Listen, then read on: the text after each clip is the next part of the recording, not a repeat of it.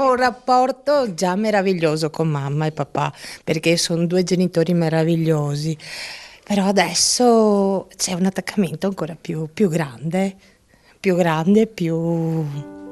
Non riesce a trattenere la commozione, Marta, nel raccontare il dono meraviglioso che le ha fatto la madre, Graziella, un rene per sostituire il suo che non funzionava più.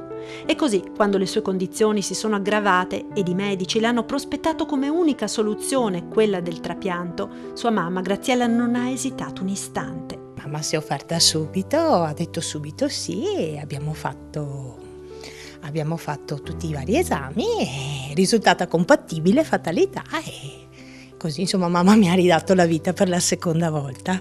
Lo scorso giugno l'intervento al Cafoncello di Treviso, tutto è andato per il meglio, entrambe ora stanno bene e a chi le fa notare la straordinarietà del dono, mamma Graziella sorride e minimizza. Sì, lo so che è un dono straordinario, però per me è stata una cosa spontanea, non ho pensato. Infatti, quando ti danno anche all'ospedale le carte da leggere, io non ho letto niente, io ho firmato e basta. A me non interessava niente, mi interessava mia figlia, che andasse tutto quanto bene. Ma c'è stato un momento nel quale anche l'animo forte di Graziella ha ceduto alla commozione. Ho ceduto quando il mio nipotino Antonio, di 12 anni, è venuto in ospedale e mi stava carezzando la mano e mi ha detto: nonna, grazie per aver salvato la mia mamma.